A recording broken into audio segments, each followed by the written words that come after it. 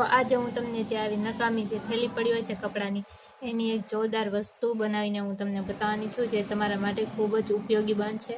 તો ચાલો આપણે આ જે થેલી છે એનાથી એક જોરદાર વસ્તુ બનાવીએ। તો આજનો વિડીયો આપણે સ્ટાર્ટ કરીએ। તો સૌથી પહેલાં જે આ થેલી છે એનો જે આ ઉપરનો ભાગ હોય છે ત્યાં આપણે સિલાઈ મારવાની છે। તો સૌથી પહેલાં આપણે ત્યાં સિલાઈ મારી લઈએ। જો તમારી પાસે સિલાઈ મશીન હોય તો તમે એની મદદથી પણ સિલાઈ મારી શકો છો, અને ના હોય તો આવી રીતે તમે મોટી મોટી સિલાઈ લઈને હાથથી પણ એને સીવી શકો છો। તો સૌથી પહેલાં આપણે આને ઉપરથી આવી રીતે સીવી લઈએ। તો આ જે થેલી છે એને આપણે આવી રીતે અહીંયા સિલાઈ મારી લીધી છે। એના પછી આપણે જે એનો ખૂણો હોય છે એને આવી રીતે વાળીને પછી અહીંયા આપણે એને સિલાઈ લગાવી દેવાની છે।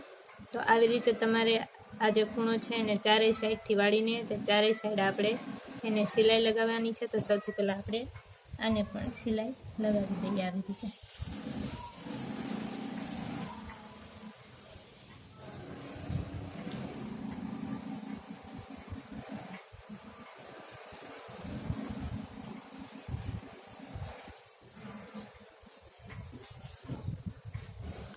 તો આવી રીતે તમારે ચારેય ખૂણામાં તમારે આવી રીતે એને વાળીને સિલાઈ મારવાની છે। તો આપણે સૌથી પહેલાં જે ચારેય ખૂણા છે એને આવી રીતે સિલાઈ લગાવી દઈએ। તો એના પછી આ ચારેય ખૂણાને ટાંકા લગાવ્યા પછી આપણી જે કોથળી છે, જે થેલી છે કપડાની, એ કંઈક આવી રીતની દેખાવા માંડશે। તો એના પછી જે એના ખૂણા હોય છે એને આવી રીતે આપણે પકડીને અહીંયા પણ ચારેય સાઈડ આપણે એને ટાંકો લગાવી દેવાનો છે। આવી રીતે ચારેય સાઈડ આપણે આવી જ રીતે ટાંકો એક લગાવી દેવાનો છે।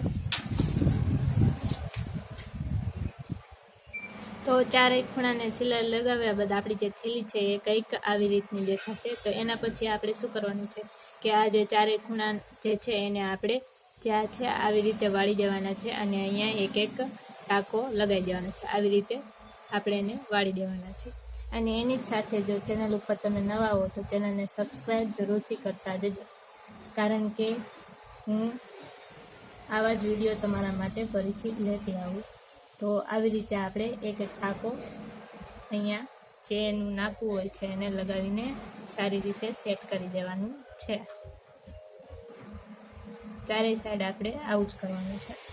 અને એની જ સાથે જો તમને આ વિડીયો છે એ થોડો ઘણો પણ ગમવા લાગ્યો હોય તો આ વિડીયોને લાઈક જરૂરથી કરતા જજો। તો આપણે સૌથી પહેલાં તો આ ચારેય ખૂણા જે છે એને આવી રીતે એક એક ટાંકો લગાવી દઈએ।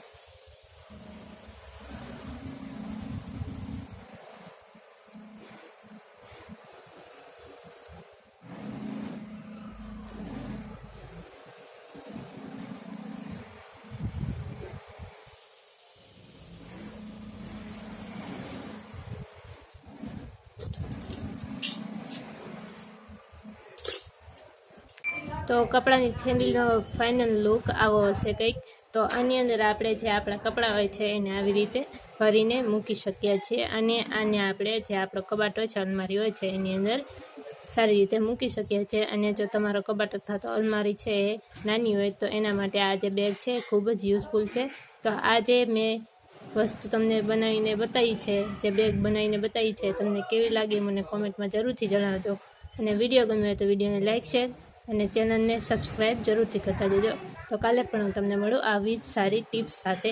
તો જોતા રહેજો બ્લોગર દિવ્યાને।